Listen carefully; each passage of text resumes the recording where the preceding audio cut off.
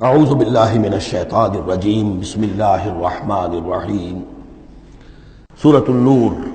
اب یہاں 14 وہ جو صورتیں تھیں جو میں نے عرض کیا جو مکیات ہیں مسلسل، ان میں سے ایک سورہ حج کے بارے میں اور ایک سورہ رعد کے بارے میں بھی بعض لوگوں کا خیال ہے کہ وہ مدنی ہیں، لیکن واقعہ یہ ہے کہ جن کو بھی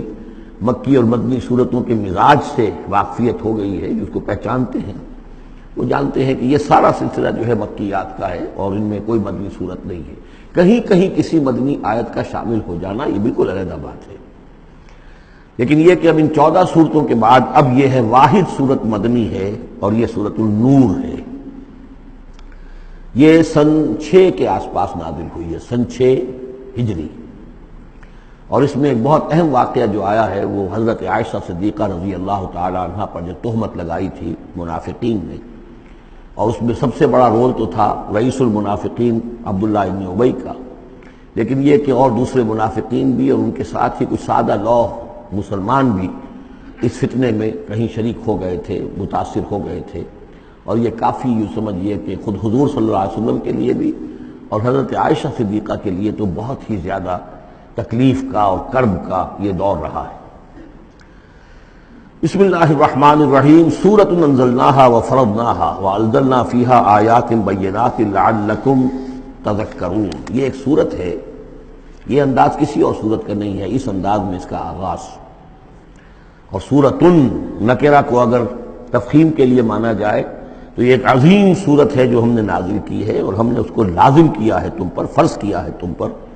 وانزلنا فیہا آیات بینات، اور اس میں ہم نے اتنی بڑی روشن آیات نازل کی ہیں لعلکم تذکرون، تاکہ تم یاد رکھو، تاکہ تم نصیحت اخذ کرو۔ اس سورہ مبارکہ کا جوڑا جو ہے وہ آپ کو 8 مکی صورتوں کے بعد پھر جا کر ملے گا، اور وہ ہے سورہ احزاب۔ ان دونوں میں بڑی گہری مناسبت ہے اور تقریباً حجم بھی برابر ہے، دونوں 9 رکوعوں پر مشتمل ہیں، اگرچہ اس کی آیات جو ہیں یہ چونکہ بعد میں نازل ہوئی ہے تو 9 رکوع 64 آیات میں ہے، وہاں 9 رکوع 73 آیات میں ہے، وہ پہلے نازل ہوئی، وہ سن 5 میں نازل ہوئی، یہ سن 6 میں نازل ہوئی، لیکن دونوں میں آیت نمبر 35 سورہ احزاب کی بھی سورہ نور کی بھی نہایت اہم ہے، ایمان کی حقیقت اور اسلام کی کیفیات کے بارے میں۔ الزانیۃ والزانی فاجلدوا من کل واحد منہما 100 جلدہ، زنا کرنے والی عورت ہو خواہ زنا کرنے والا مرد ہو، ہر ایک کو ان میں سے 100 کوڑے مارے جائیں۔ وَلَا تَأْخُذْكُمْ بِهِمَا رَأْفَةٌ فِي دِینِ اللَّهِ، اور تمہیں اللہ کے اس دین کے معاملے میں نہ روک دے کوئی شے ان کے اوپر مہربانی کے راستے سے، نہ تمہیں روک لے، پکڑ لے، لا تأخذکم بہما، ان کے ساتھ نرمی اور ان کے ساتھ شفقت، فی دین اللہ، اللہ کے دین میں، یہ اللہ کا دین ہے، اللہ کی شریعت ہے، یہ اللہ کی حد ہے، اور اس حد کے اجرا میں کسی کی ہمدردی، کسی کے ساتھ تمہارا تعلق، تمہاری دل کی نرمی، تمہاری شفقت یہ کہیں آڑے نہ آ جائے۔ ان کنتم تؤمنون باللہ والیوم الآخر، اگر تم ایمان رکھتے ہو اللہ پر اور یوم آخر پر۔ یہ جو حد ہے یہ ہے اصل میں زانی زانیہ جو غیر شادی شدہ ہو اس کے لیے 100 کوڑے، یہ حد ہے جو قرآن میں آئی ہے۔ زانی اور زانیہ اگر شادی شدہ ہے تو اس کی حد قرآن میں نہیں ہے، لیکن وہ سنت رسول صلی اللہ علیہ وسلم سے ثابت ہے، اور شریعت اسلامی کا چونکہ جو اس کی سورسز ہیں، اس کی ایک بنیاد ہے اللہ کی کتاب، اور دوسری بنیاد جو انڈیپینڈنٹلی قرآن مجید سے آزاد ہو کر ایک مستقل بنیاد ہے، مستقل سورس ہے، وہ سنت رسول ہے صلی اللہ علیہ وسلم۔ تو رجم کا جو حکم ہے وہ سنت سے ہے، اور جیسا کہ میں آپ کو بتا چکا ہوں اصل میں یہ اس قاعدہ کلیہ کے تحت ہے کہ سابقہ شریعت میں، شریعت موسوی میں بعض احکام وہ تھے کہ جن کی نفی نہیں آئی ہے، انہیں جو کہ نبی اکرم صلی اللہ علیہ وسلم نے اس امت کے اندر بھی جاری رکھا ہے۔ ان میں سے یہ 2 حکم جو ہیں بہت اہم ہیں، ایک قتل مرتد کا حکم ہے اور دوسرے زانی اور زانیہ جو شادی شدہ ہو اس کے سنسار کیے جانے کا حکم ہے۔ وَلْيَشْهَدْ عَذَابَهُمَا طَائِفَةٌ مِّنَ الْمُؤْمِنِينَ، اور چاہیے کہ جب انہیں یہ حد جاری کی جا رہی ہو، سزا دی جا رہی ہو، تو اس وقت موجود رہیں اور دیکھیں کچھ لوگ اہل ایمان میں سے، یعنی یہ پبلک میں ہو، اس لیے کہ اصل میں جو فلسفہ ہے اسلام میں جو سزاؤں کا اور تعزیرات کا، حدود کا، وہ ڈیٹرنٹ کا ہے کہ ایسی سزا ہو کہ جس سے بہت سوں کو عبرت ہو جائے۔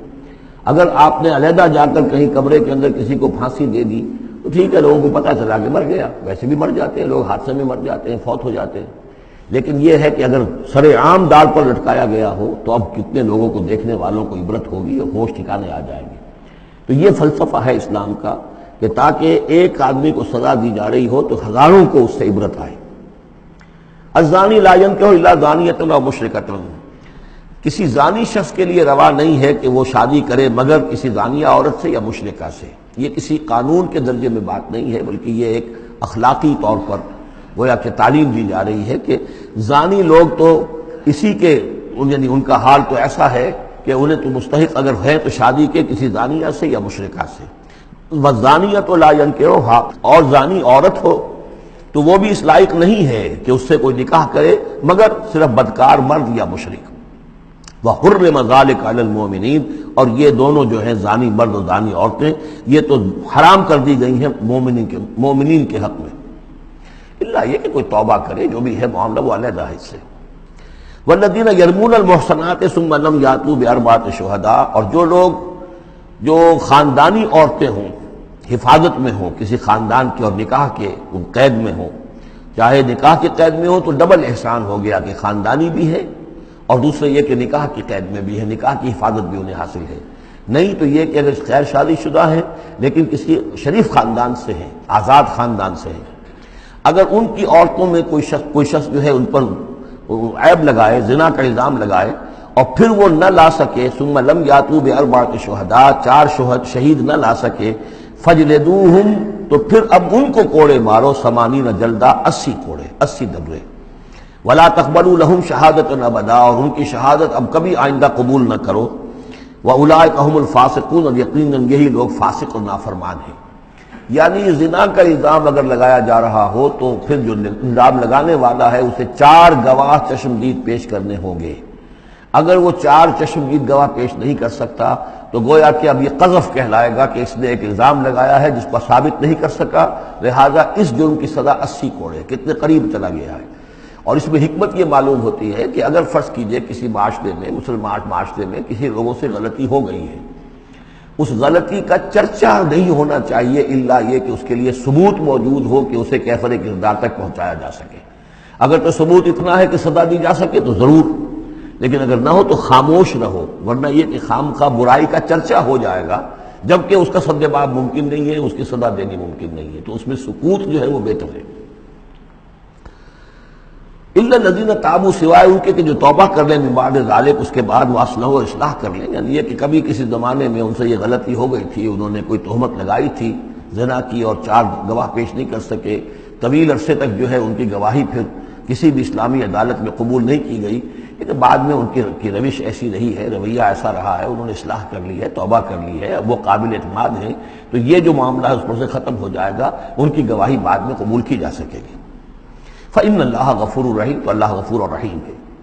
والذین یرمون ازواجہم ولم یکن لہم شہداء الا انفسہم، اب ایک خاص معاملہ آ رہا ہے کہ کسی شوہر نے اپنی بیوی کو دیکھا ہو زنا کرتے ہوئے، وہ الزام لگائے کہ میں نے دیکھا ہے اپنی بیوی کو زنا کرتے ہوئے، دراحال ہے کہ اس کے پاس 3 اور گواہ نہیں ہیں، لیکن چونکہ یہ معاملہ ہے شوہر اور بیوی کا، اگر کسی اور عورت کا ہوتا تو اس کے اوپر 80 درے لگتے اس کو کہ اس نے الزام لگایا ہے، چاہے چشمدید ہے، چاہے اس نے دیکھا ہے، لیکن 3 گناہ اور نہیں لا سکا، 3 گواہ نہیں لا سکا ہے تو درے لگیں گے 80۔ لیکن معاملہ کیونکہ بیوی کا ہے، اس کے لیے خاص قانون ہے، اس کو لعان کہتے ہیں۔ وہ یہ ہے کہ والذین یرمون ازواجہم، جو الزام لگائیں زنا کا اپنی بیویوں پر، ثم ولم یکن لہم شہداء، اور ان کے پاس گواہ موجود نہ ہو، الا انفسہم، سوائے ان کی اپنی جانوں کے، انہوں نے خود دیکھا ہے، فشہادۃ احدہم 4 شہادات باللہ، تو یہ ایک شخص کی گواہی بھی 4 گواہیاں شمار کی جائیں گی جبکہ وہ قسم کھائے اللہ کی، انہ لمن الصادقین، کہ وہ سچا ہے، حلفیہ بیان کرے۔ والخامسۃ، اور 5ویں بات یہ کہ وہ یہ کہے کہ ان لعنت اللہ علیہ ان کان من الکاذبین، کہ اگر میں جھوٹا ہوں تو مجھ پر اللہ کی لعنت ہو۔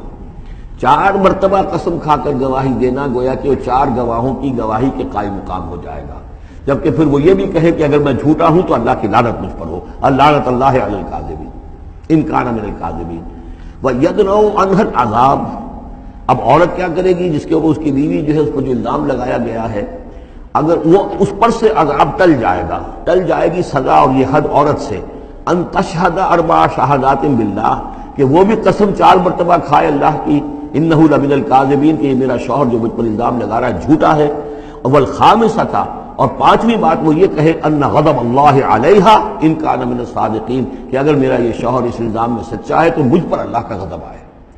اس انداز میں پھر یہ کہ عورت کے اوپر پھر حد جاری نہیں ہوگی، اور اگر شوہر کے 4 قسمیں کھا کر الزام لگانے اور پھر یہ کہ اللہ تعالیٰ کی لعنت اپنے اوپر طلب کرنے اگر جھوٹا ہو، اس کے بعد اگر بیوی خاموش رہتی ہے، وہ جوابی طور پر قسم نہیں کھاتی 4، اور نہ یہ کہتی ہے کہ اگر یہ سچا ہو تو مجھ پر اللہ کا غضب ہو، تو پھر اس پر حد جاری ہو جائے گی۔ لیکن اگر وہ بھی قسم کھا لے 4 قسمیں، اور یہ کہ ساتھ ہی یہ بھی کہے کہ اگر یہ سچا ہو اور واقعی اس کا الزام درست ہو مجھ پر، تو مجھ پر اللہ کا غضب نازل ہو جائے، تو پھر یہ کہ عذاب ٹل جائے گا، دنیا کی سزا اسے نہیں ملے گی۔ وَلَوْلَا فَضْلُ اللَّهِ عَلَيْكُمْ وَرَحْمَتُهُ، اور اگر اللہ کا فضل اور اس کی رحمت تمہارے شامل حال نہ ہوتی، وَأَنَّ اللَّهَ تَوَّابٌ رَحِيمٌ، تو گویا کہ یہاں پہ محذوف ہے کہ اگر اللہ کا فضل اور اس کی رحمت شامل حال نہ ہوتی تو تم بہت غلط راستے پر پڑ جاتے، تم کوئی بہت بڑا قدم اٹھا دیتے۔ وہ جو بھی واقعہ اب آگے آ رہا ہے یہ اس کے لیے تمہید ہے۔ وَأَنَّ اللَّهَ تَوَّابٌ حَكِيمٌ، یقیناً اللہ تعالیٰ بہت توبہ کا قبول فرمانے والا اور حکمت والا ہے۔ صدق اللہ العظیم۔